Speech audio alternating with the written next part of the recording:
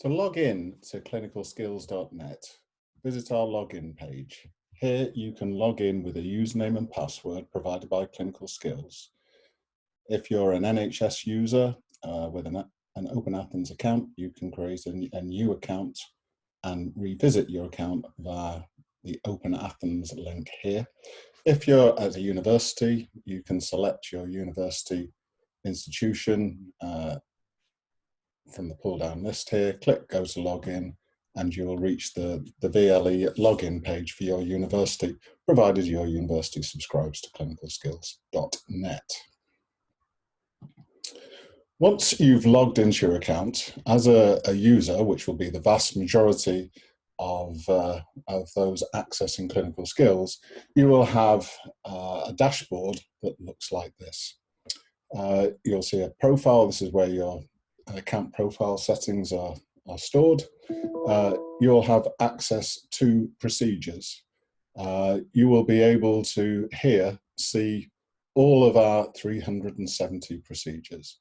These are organised into 6 sections covering adults, children, moving and handling, primary care, healthcare assistants and carers. There will soon be some additional areas being added, notably midwifery and some mental health content as well. When you're looking for a procedure that you can search by a keyword, so if I, for example, put venipuncture in here, I find all procedures that have keywords loaded into the procedure, including the word venipuncture.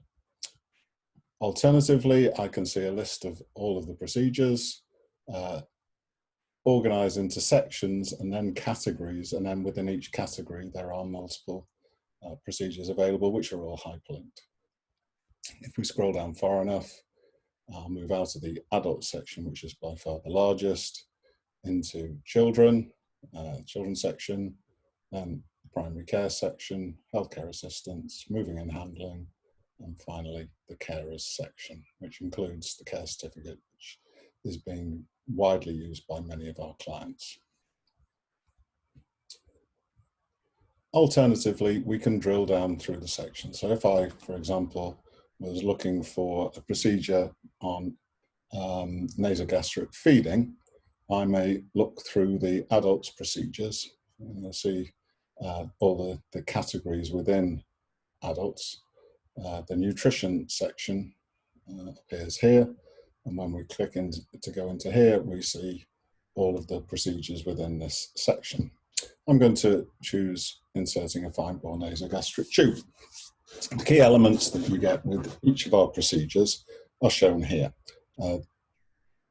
There are 2 note sections. A global note, this is where the clinical skills team are broadcasting important context to all users across all clients. Typically, this will be to talk about some major new evidence or guidance that has caused us to change the procedure at some point in time. The organisation note is where each organisation, selected users within that organisation, can add local context. That could be links to local policy, local resources. It may be talking to some local practice variation that the team within that organisation may wish to bring to the attention of its users.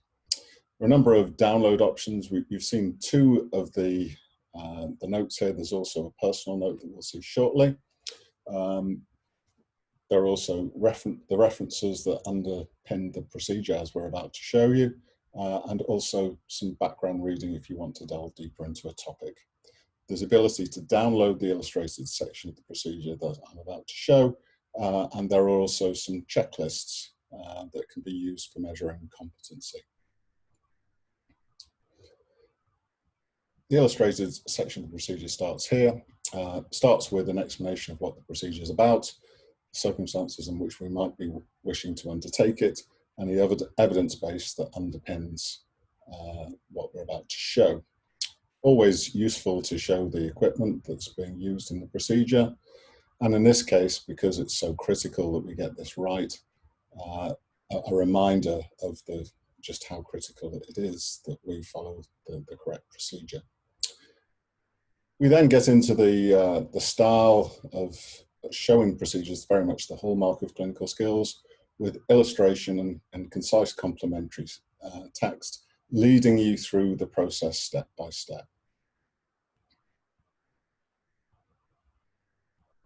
Illustrations like this one, I think, shows particular benefit of the medium we've chosen. Because we're using a drawn image, we can superimpose the anatomical backgrounds to the procedure. So particularly as here, where we've got an invasive procedure and quite intricate anatomy, this can be really helpful for learning. We follow the procedure through its course, testing the aspirate, the pH of the aspirate.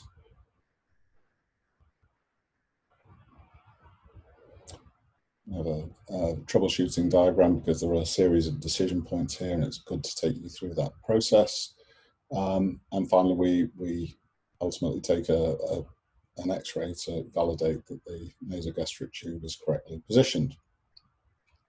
Here we have a competency checklist whereby a peer or a supervisor can observe you undertaking a skill and validate that you're carrying out all the right steps in the right order and to a high level of competency. It can be used as a template for signing off a member of staff as being competent to deliver a particular skill. In this case, we've got a second competency checklist for the removal of the nasogastric tube. At the bottom of each procedure, you'll see, we call these accordion panes because you click them once to open and again to close, just like an accordion. In the references, what you expect, the evidence on which the procedure is based, and wherever possible, we give you links to those resources. Likewise, we always ask our authors to provide additional background reading so that if you want to delve deeper into a topic, we're providing some pointers. Very brief bio of the authors, and when and why the procedure has been updated over time. Map to skills for health. At the bottom, there are some personal features here. So it's just worth pointing out, these are the key words that have been added to the procedure to enhance that search I showed you right at the outset. You've got the ability to add a quick link. This is like an on-off switch, a quick link. You'll see in a couple of moments when we go back to the dashboard, these are shortcuts. It's effectively placing a hyperlink onto your personal dashboard, so providing a shortcut to a procedure that you view frequently. At the bottom of the procedure, there is a personal notes section. So here, as a user, you can add memory aids, you can add links to resources that you find valuable. This could be coming from within your organization or any third-party organization. One of the ways we felt you could use the My Notes section would be to reflect on your practice. And we thought, if we're going to do that, why not go a stage further? So what we've done is we've enabled the NMC reflective accounts template. So here we can populate the fields the NMC would like us to populate within a reflective account.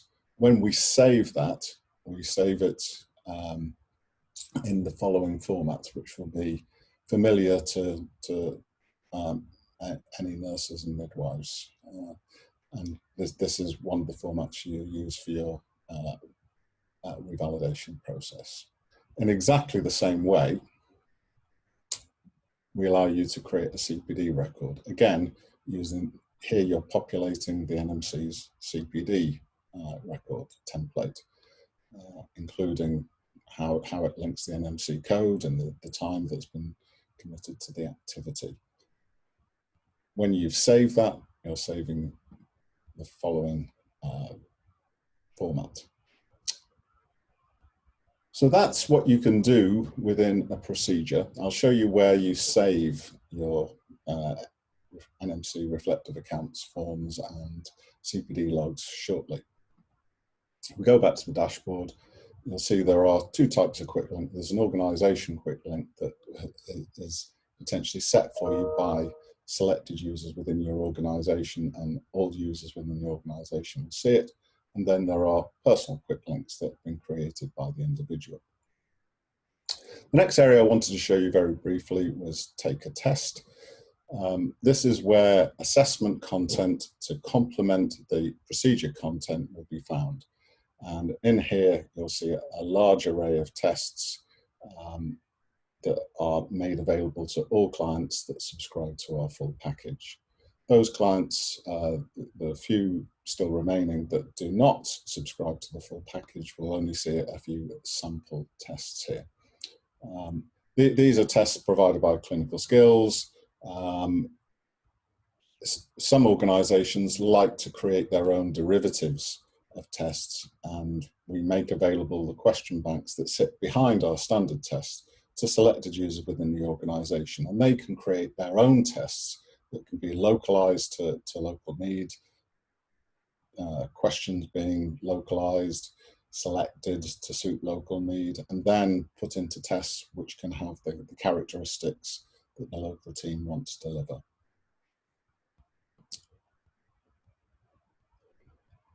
Then there's My Performance in CPD. This is where your personal history within your account, your Clinical Skills account, resides.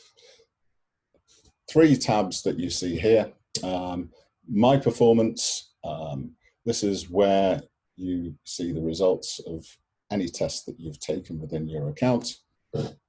You can come back and view the results of any tests that you've taken historically. Important thing to mention here is that your performance in tests will be visible to people who sit above you in the hierarchy within your organisation's private area within the Clinical Skills website. If we have a very quick look at the kind of feedback you get on a test, you'll generally be taking questions that are a multiple choice type format. If you get the answer right, you get the answer color-coded green. If you get the answer wrong, color-coded red, and we will show you the correct answer that you should have chosen underneath.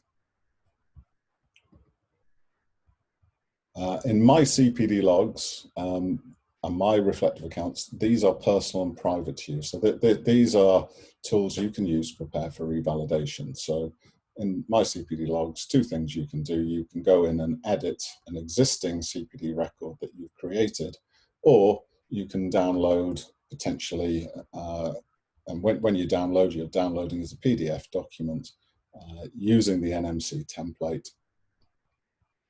And this you could potentially print, or you could email to a colleague before a reflective or confirmation discussion. In this page, you can additionally create a new CPD record as you can from any of the procedures. My Reflective Accounts is the same setup as this page. Very shortly, we will be adding the HCPC CPD log, and there will soon be the ability to electronically record competency. At the moment, it's a competency checklist can be downloaded and printed and used as a paper document, but our goal very much is to allow electronic recording of competency. And then in the individual's personal history, there will be a tab here where you will have all the competencies in which you've been assessed and deemed competent will be listed. And the idea of this is to facilitate a concept a lot of our clients would like to see, which is the skills passport. Probably just worth mentioning a couple of other things. You'll see down at the bottom there is a rolling news bar. This is where we advise our clients of new procedures or updated procedures we've added to the portfolio. That was all I was going to share with you today. I hope you found this interesting. If you have any questions about Clinical Skills, you can call our office on 0208 995 336, or you can contact us via email at info@clinicalskills.net. Thank you very much for your time and for your interest today.